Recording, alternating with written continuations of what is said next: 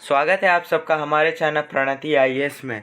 तो चलिए आज मैं आप सबको कराने जा रहा हूँ समुद्र विज्ञान पर प्रश्नोत्तरी, ओशनोग्राफी पे सबसे अति महत्वपूर्ण क्वेश्चन जो यूजुअली आपको यूपीएससी, बीपीएससी, दरोगा या अन्य जितने भी पीसीएस एग्ज़ाम्स होते हैं उनमें सबसे अधिक बार और सबसे ज़्यादा बार पूछे जा चुके हैं या पूछे जाएंगे। तो एक बार आप गो थ्रू हो जाएंगे तो आपके लिए बेहतर रहेगा। आपने देखा है सर ने सारे ओशनोग्राफी समुद्र विज्ञान का लेक्चर पूरी तरह से कंप्लीट करा दिया है, क्वेश्चन आंसर भी कराया, परंतु एक बार फिर से आपके रिवीजन के लिए ये वीडियो है और इसके डिस्क्रिप्शन बॉक्स में आपको पीडीएफ भी मिल जाएगा या आप हमारे टेलीग्राम चैनल पे भी ज्वाइन कर सकते हैं। तो चलिए शुरू करते हैं हम अपने पहले क्वेश्चन से, जो है किसके अभाव से पेरू के तट पर 10 डिग्री सेंटीग्रेड तापमान बढ़ जाता है। किसके अभाव से पेरू के तट पर 10 डिग्री सेंटीग्रेड तापमान बढ़ जाता है। तो किसके अभाव से बढ़ जाता है? अल नीनो के अभाव से। ये आपको सर ने बताया होगा। बालक ईसा किसे कहा जाता है? बेबी क्राइस्ट किसे कहा जाता है? किसे कहा जाता है? अल नीनो को कहा जाता है। ठीक है, आगे बढ़ते हुए अपवेलिंग किसे कहा जाता है? अपवेलिंग, जिसको हिंदी में हम लोग उद्वेलन कहते हैं। उद्वेलन कहाँ होता है? कहाँ होता है? पेरू के तट पर। ठीक है, उद्वेलन आपको पेरू के तट पे होता है। किस क्रिया के द्वारा ठंडे जल अपने साथ प्लवक, प्लवक मतलब प्लैंकटन्स, आपको सर ने बताया होगा प्लैंकटन्स क्या होते हैं, वो एक जीवी होते हैं। तो ये प्लैंकटन्स को ले आता है। ठीक है, किस क्रिया के द्वारा हम सब बताएंगे। इसका होता है कोरियोलिस बल, जिसको हम लोग इंग्लिश में कोरियोलिस फोर्स कहते हैं। ठीक है, उद्वेलन अपवेलिंग को कम कौन करता है? पहले तक कहाँ होता है? पेरू के तट पर होता है। और इसको कम कौन करता है? कौन कम करता है? इसको कम करता है अल नीनो करता है। ठीक है, छोटी बच्ची किसे कहा जाता है? ठीक है, एक तो था बेबी क्राइस्ट जिसको हम लोग ठीक है अब आता है बालक ईसा कहते हैं। उसके बाद छोटी बच्ची किसे कहा जाता है? छोटी बच्ची ला नीना को कहा जाता है। किसको? ला नीना। टंग ट्विस्टर टाइप का, कंफ्यूज नहीं कीजिएगा। चलिए, इनसो, एनसो जिसको कहते हैं El Nino southern oscillation. El Nino southern oscillation कहाँ होता है? बताइए कहाँ होता है? ये होता है दक्षिणी प्रशांत महासागर, southern part of Pacific ocean. हवाओं की दिशा बदलने, कमजोर पड़ने तथा समुद्र के सतही जल के ताप में बढ़ोतरी में किसका प्रबल प्रभाव होता है? किसका प्रबल प्रभाव होता है? अल नीनो का। अल नीनो का प्रभाव सबसे प्रबल होता है या सबसे अधिक होता है। किसका प्रभाव जल दक्षिण अमेरिका के तट पर अधिक होता है तो भारत में अनावृष्टि होती है? कहाँ अनावृष्टि कौन करता है ये बताइए? अनावृष्टि जो है आपको अल नीनो के कारण होता है, अल नीनो के प्रभाव के कारण। किसका नामकरण मछुआरों द्वारा बाल ईसा रखा गया? क्योंकि इसका अनुभव क्रिसमस के समय होता है। अभी आया था बाल ईसा, किसका नाम रखा गया? अभी बताइए, बाल ईसा किसका नाम रखा गया? बाल ईसा नाम रखा गया है आपको अल नीनो का। ठीक है, आगे है, सॉरी, हाँ,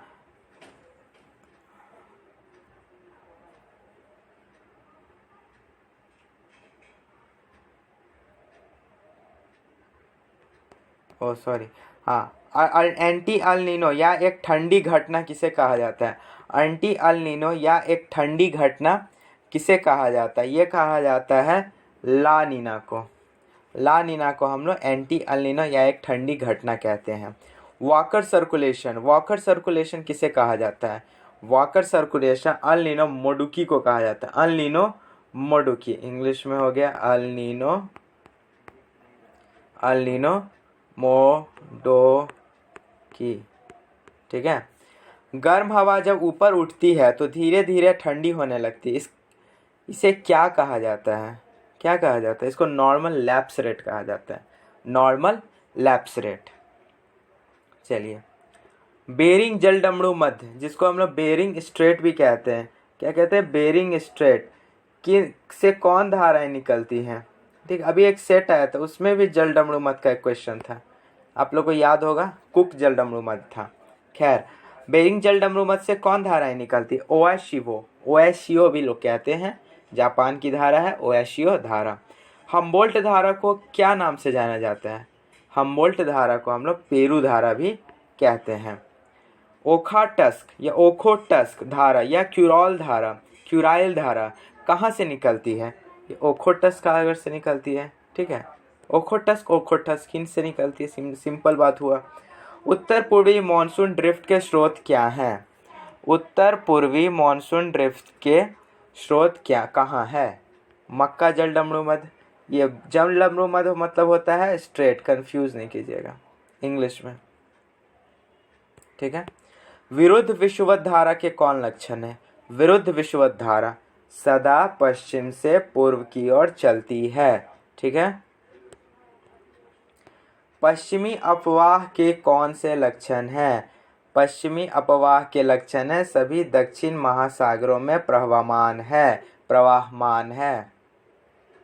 सारगासो सागर को कौन सी धाराएं घेरती है? सारगासो सागर को कौन सी धाराएं घेरती हैं? तो अटाइल्स धारा भी घेरती है, उत्तरी अटलांटिक धारा भी घेरती है, कनाडी धारा भी। तो ऑप्शन क्या होगा? घ यानी सभी, ठीक है। फ्लोरिडा धारा कहाँ बहती है? बताइए। फ्लोरिडा धारा जो है हेटरस अंतरीप से ग्रैंड बैंक, हेटरस अंतरीप से, सॉरी कंफ्यूज, गलती हो गया। फ्लोरिडा धारा जो है फ्लोरिडा जल डमरू मध्य से हेटरस अंतरीप, उल्टा हो गया था। फ्लोरिडा जल धारा जो है फ्लोरिडा जल डमरू मध्य से हेटरस अंतरीप तक बहती है, ठीक है। गल्फ स्ट्रीम धारा कहाँ बहती है? गल्फ स्ट्रीम धारा जो वो हेटरस अंतरीप से ग्रैंड बैंक बहती है, ठीक है। आप लोग समझ रहे होंगे। चलिए, बेफिन की खाड़ी तथा जल डमरू मध्य से लैब्राडोर के तट के साथ उत्तर से दक्षिण की ओर कौन धाराएं बहती हैं? कौन सी धारा बहती है? लैब्राडोर धारा, बेफिन की खाड़ी तथा जल डमरू मध्य, ये बहुत इंपॉर्टेंट है। आशा अंतरीप के निकट से दक्षिण की ओर बहने वाली ठंडी जलधारा कौन है? ठंडी जलधारा कौन है? वेंगुला धारा है। कौन धारा? वेंगुला। ब्रिटिश कोलंबिया तथा अलास्का के तट पर बहने वाली गर्म धारा को क्या कहते हैं? इसको अलास्का धारा भी कहते हैं, साथ ही साथ ब्रिटिश कोलंबिया धारा भी कहते हैं। इसका मतलब ऑप्शन होगा ग, दोनों के दोनों। ऑस्ट्रेलिया धारा निम्न में से क्या है? मतलब क्या है? गर्म है, ठंडा है, क्या है? गर्म धारा है, ठीक है। हॉट ओशन करेंट्स या वार्म ओशन करेंट्स, हॉट ज़्यादा सही नहीं होगा। विरुद्ध विषुवतीय धारा किस महासागर में बहती है? विरुद्ध विषुवतीय धारा प्रशांत में बहती है, हाँ या ना? अटलांटिक, हाँ या ना? हिंदी, हाँ या ना? तो बिल्कुल सब में हाँ है, इसलिए ऑप्शन हो जाएगा घ, सभी, ठीक है। विषुवतीय धारा के कितने प्रकार होते हैं? आपको पता है? चलिए, ये एक क्वेश्चन आप लोग बनाएंगे। अब ये मत कीजिए मुझे नहीं पता, मुझे सब पता है। आप बनाएंगे इसका आंसर का। इसका आंसर कोई नहीं है। 1 नहीं होते हैं, 5 भी नहीं होते और 6 भी नहीं होते, तो कोई नहीं है। तो कोई नहीं तो ठीक है, यहाँ कोई नहीं है, लेकिन इसका रियल आंसर क्या है ये आप कमेंट बॉक्स में बताएंगे। इरमिंगा धारा कौन सी धाराएं हैं? इरमिंगा धारा जो है वार्म ओशन करंट्स है, हॉट करंट नहीं, वार्म ओशन करंट, गर्म धारा। पुर्तगाली भाषा में सैरगैसम के नाम पर किसका नामकरण हुआ है? सैरगैसम के नाम पर किसका नामकरण हुआ है? बताइए।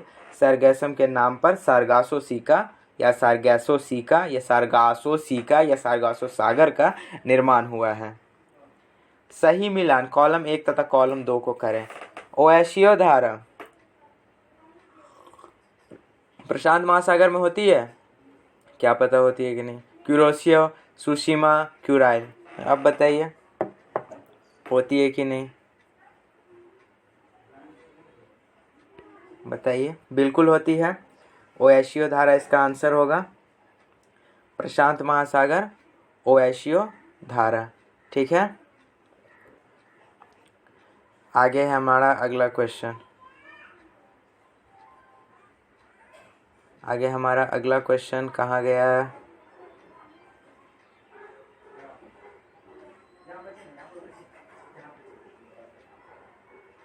सही क्रम को चुने। प्रशांत महासागर मतलब सही क्रम, इसका कहने का मतलब है कि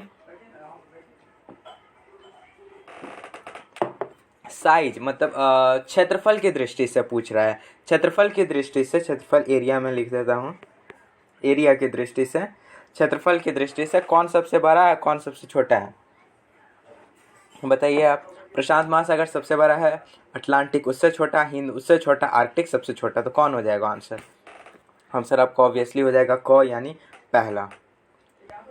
कॉलम 1 और कॉलम 2 का सही मिलान करें, तो मिलान कीजिए। लैब्राडोर धारा ठंडी धारा होती है, यानी ये सही है। अटाइल्स धारा कहाँ पाई जाती है? अटाइल्स धारा कहाँ पाई जाती है? अटाइल्स धारा प्रशांत महासागर में पाई जाती है। ठीक है, आगे बढ़ते हुए, फ्लोरिडा धारा कहाँ पाई जाती है?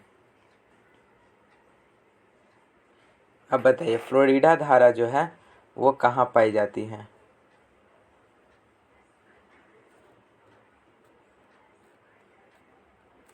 फ्लोरिडा धारा जो है वो कोई नहीं होगा, कहाँ तो पाई कहाँ जाती है? अटलांटिक महासागर में पाई जाती है। ओखोटस की जलधारा को क्या कहा जाता है? ओखोटस की जलधारा को क्यूराइल धारा कहा जाता है, अभी कुछ देर पहले भी आया था।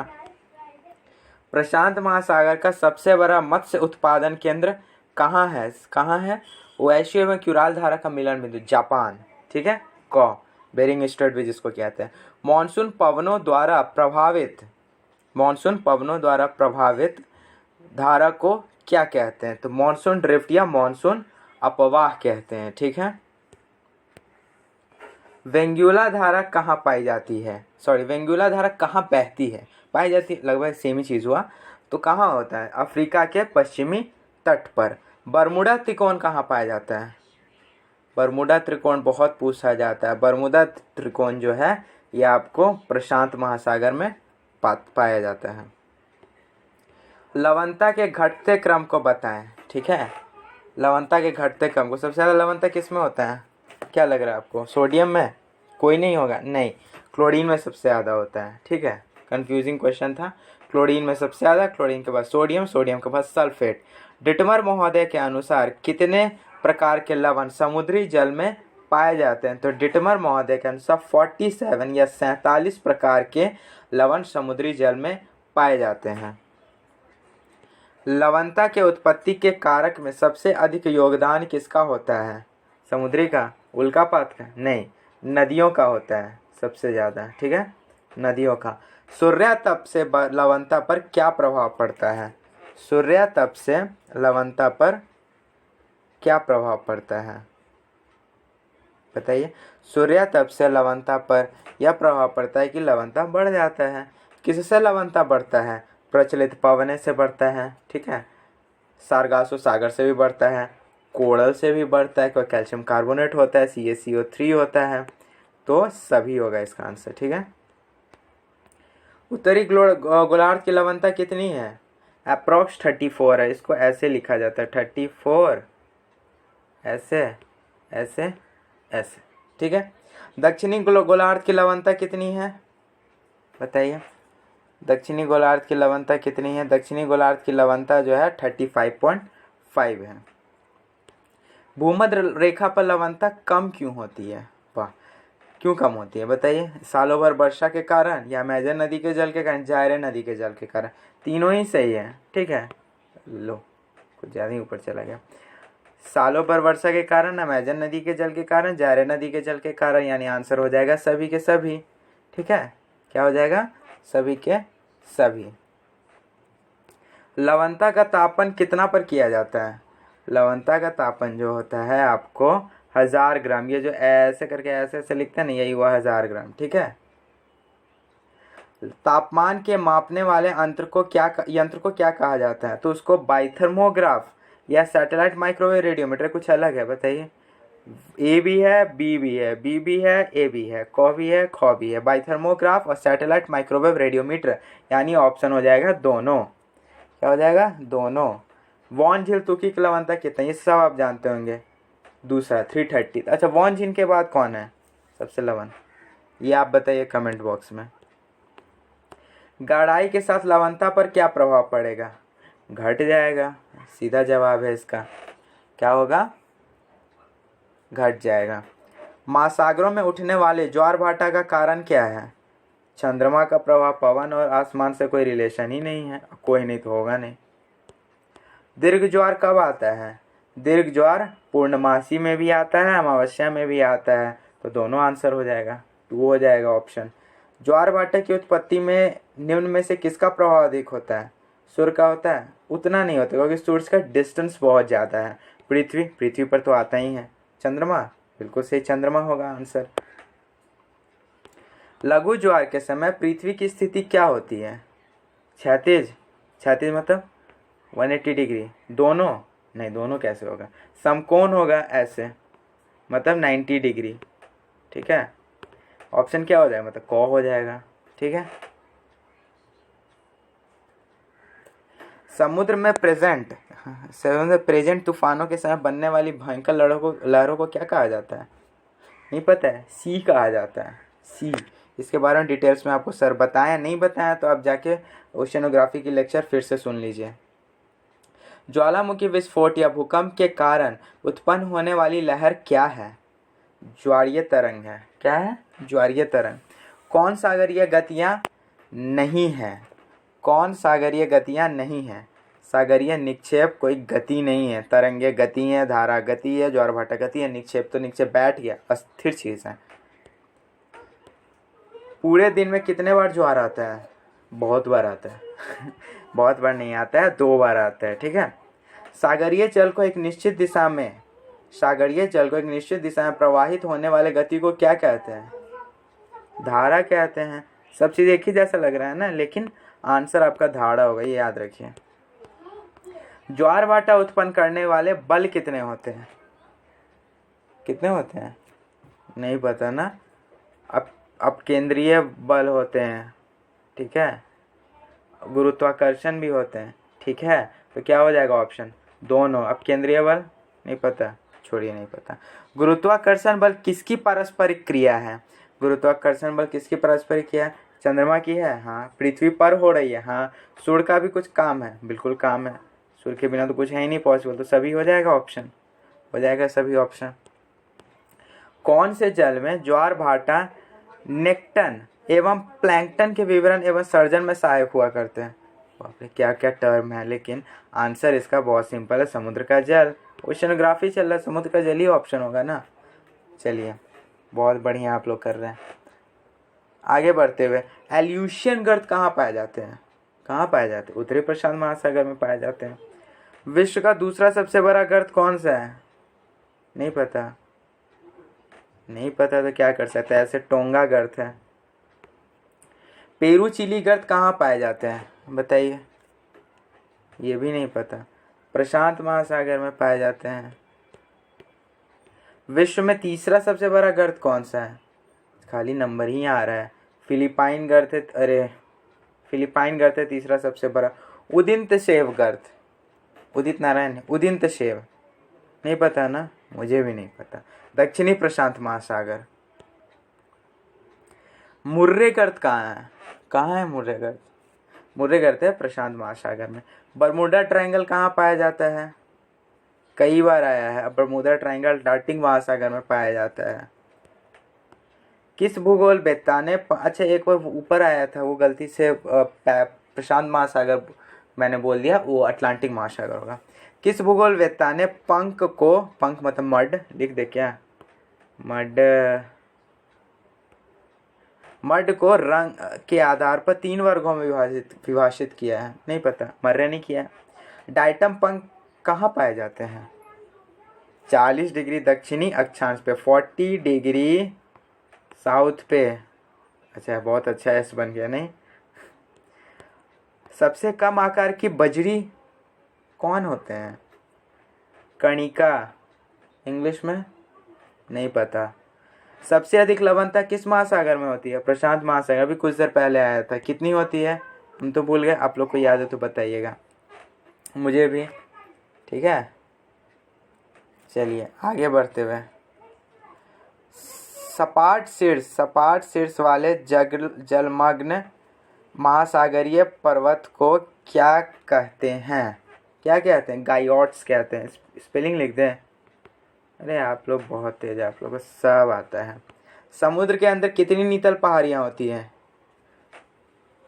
10,000। मैंने गिनने लगा दे कितने जीरोज हैं। सबसे अधिक नीतल पहाड़ियाँ किस महासागर में है? किस महासागर में है? प्रशांत महासागर में है। वैसी पहाड़ियाँ सागर में जलमग्न हो तथा 1000 मीटर से अधिक उठाव क्या कहा जाता है? नहीं पता। अब पता ही नहीं है तो क्या गायोट्स कहा जाता है? ओ सॉरी गायोट्स नहीं, नीतल पहाड़ियाँ कहा जाता है। आप लोग मुझे भी गलती करवाएंगे। गर्तों की सबसे अधिक संख्या किस महासागर में है? गर्तों की सबसे अधिक संख्या प्रशांत महासागर में है। समुद्र विज्ञान शब्द किसने दिया था? समुद्र विज्ञान शब्द सर जॉन मर्रे ने दिया था। आधुनिक समुद्र विज्ञान के पिता किसे कहा जाता है? मैथ्यू मर्रे। एक है जॉन मर्रे, एक है मैथ्यू मर्रे। एक है जॉन मर्रे, एक है मैथ्यू मर्रे। पहले वाले जॉन, दूसरे वाले ऐसे भी देखेंगे, पहले जे आता है फिर एम आता है और एम जे आता है, माइकल जैक्सन। टेलीग्राफिक पठार किस महासागर में पाया जाता है? टेलीग्राफिक पठार आपको अटलांटिक महासागर में पाया जाता है। ठीक है, तो इस तरह हम लोग का ये आपको 83 क्वेश्चन से टोटल ये आपको समुद्र विज्ञान के सबसे सबसे सबसे अति महत्वपूर्ण क्वेश्चंस थे। इसको आप लोग ज़रूर देखिएगा, पूरे वीडियो को देखिएगा, लास्ट तक देखिएगा। लास्ट में पहुंच के मैं बोल रहा हूँ लास्ट तक देखिएगा, तो अगर लास्ट से देख रहे हैं तो शुरू तक देखिएगा और हमारे चैनल को लाइक शेयर सब्सक्राइब कीजिएगा। ऐसे ही और current affairs, lecture, video, PDF, test series के लिए ज्वाइन करने के लिए आप हमारे नंबर पे व्हाट्सएप कर सकते हैं 9334203592। ठीक है, और डिस्क्रिप्शन बॉक्स में इसका PDF मिल जाएगा। हमारे टेलीग्राम चैनल पे इसका PDF होगा, आप सब जाकर देख लें। आंसर के लिए आपको वीडियो देखना पड़े या खुद से एक बार बनाइएगा। जो डाउट होगा आप कमेंट बॉक्स में लिखिएगा और आंसर बोलने में अगर कोई गलती हो गई हो तो मुझे ज़रूर बताएं, उसको करेक्ट करके डिस्क्रिप्शन बॉक्स में लिख दिया जाएगा। ठीक है, तब तक के लिए धन्यवाद और मैं फिर आऊँगा दूसरे करंट के साथ। चलिए।